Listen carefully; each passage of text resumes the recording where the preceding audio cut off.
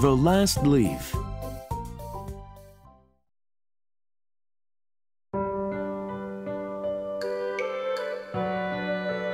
Once upon a time, there was a town of poor painters on a high hill.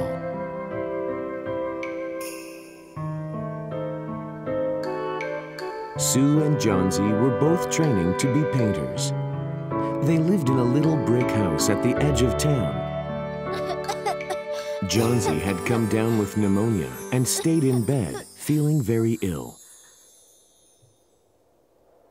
Returning home after work, Sue was exhausted. The wind is so cold outside.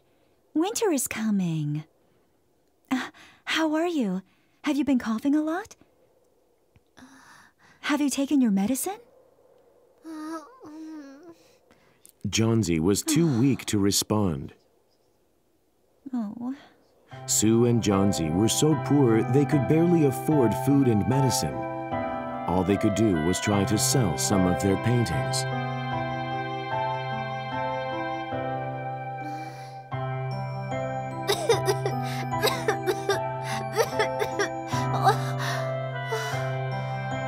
Johnsy stared listlessly out the window.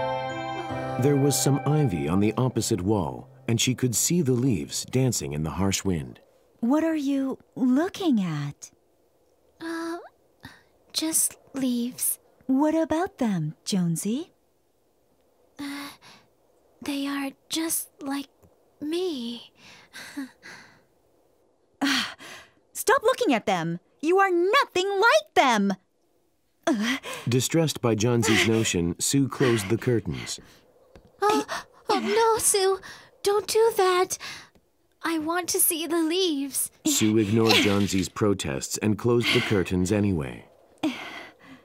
When the last leaf withers and falls, I will die too.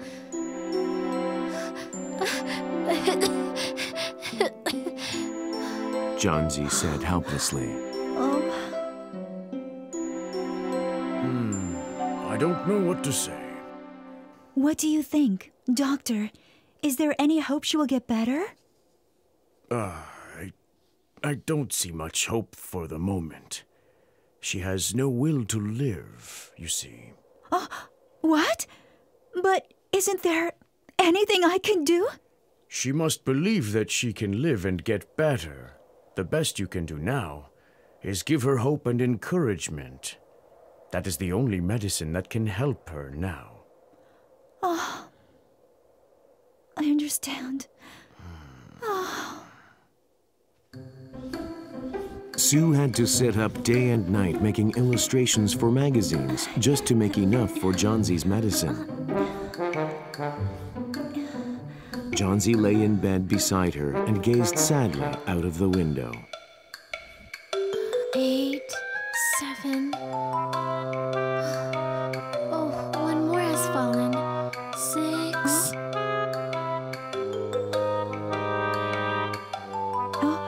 Johnsy, what are you doing? See? Only 6 left now. When the last leaf falls, I will die too. How can you say that? That's ridiculous. You're not a leaf. The wind must be very strong outside. 2 more have just fallen. Sue gently took Johnsy's hand. Please, Johnsy, be strong. The doctor says you will be all right, Johnsy. I am so tired of coughing all the time and of seeing you work so hard to support me. I want to rest, to drift away quietly like those falling leaves, like that.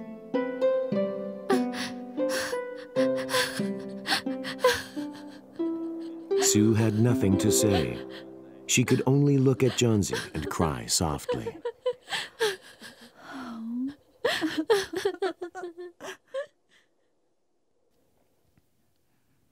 Sue and Johnsy had a neighbor called Mr. Behrman.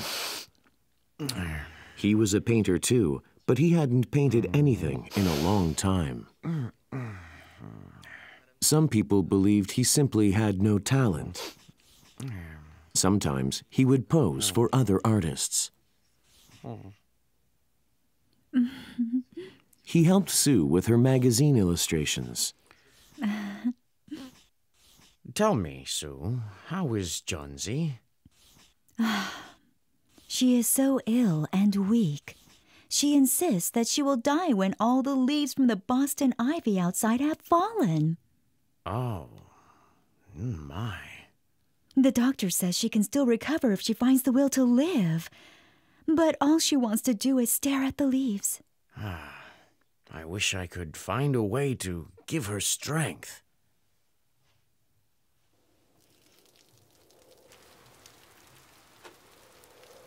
Heavy winds howled through the streets that night, and raindrops pattered against the window pane.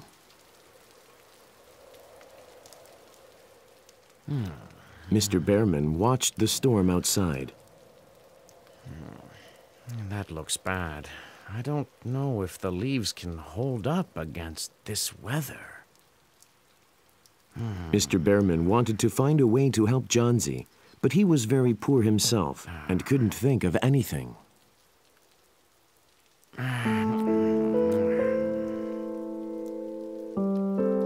Sue was nervous as well and sat by Johnsy's side all night until she fell asleep.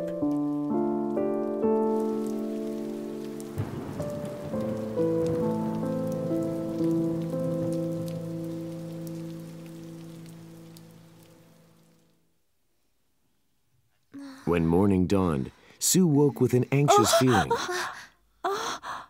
What if all the leaves had fallen from the Boston ivy overnight? Sue, you're awake. Johnsy, are you up already? The leaves must all be gone now, right? Sue, please open the curtains and let me see them. Sue hesitated. She was afraid of what would happen. Please, Sue, I want to see the last leaf. No, I can't. Don't ask me. Please, Sue. No!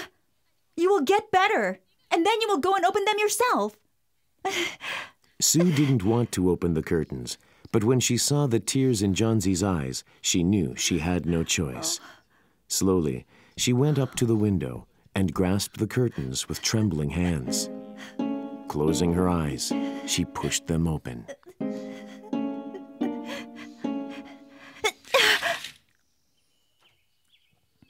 Sue and Johnsy were both stunned. Despite the rainstorm and the strong winds, the last leaf was still there, holding on to its branch. Look at that, Sue! The last leaf has survived! You see, Johnsy? It was strong, and it lived through the rainstorm. Johnsy! Sue, I will be like that leaf. I will get better. I will have the will to live now. Johnsy and Sue embraced, crying tears of joy. Johnsy.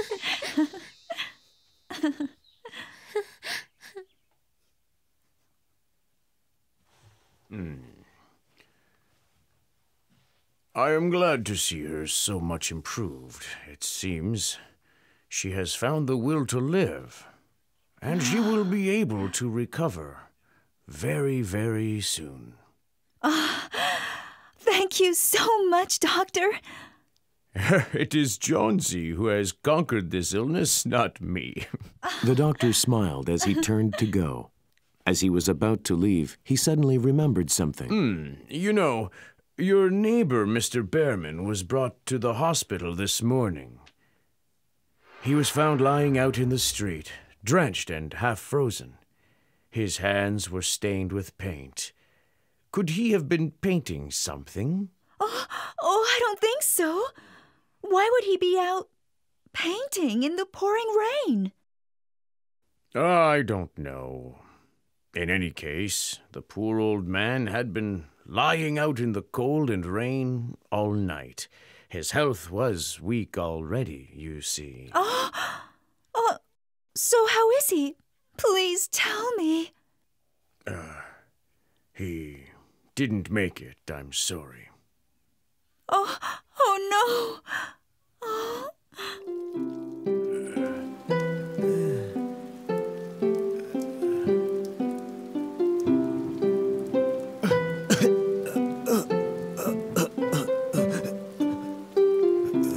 I hope Johnsy can find her strength in this painting.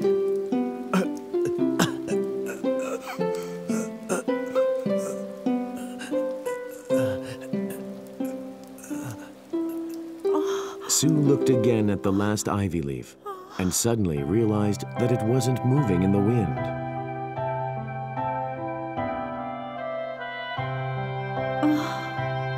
She began to cry quietly, mourning for Mr. Behrman and his sacrifice.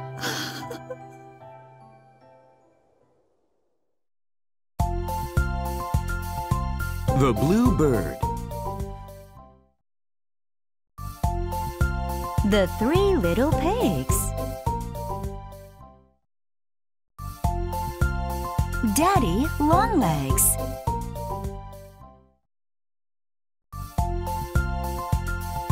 Gulliver's Travels. Donkey Skin.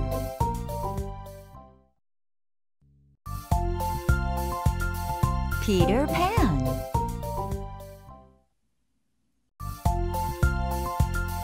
Anne of Green Gables.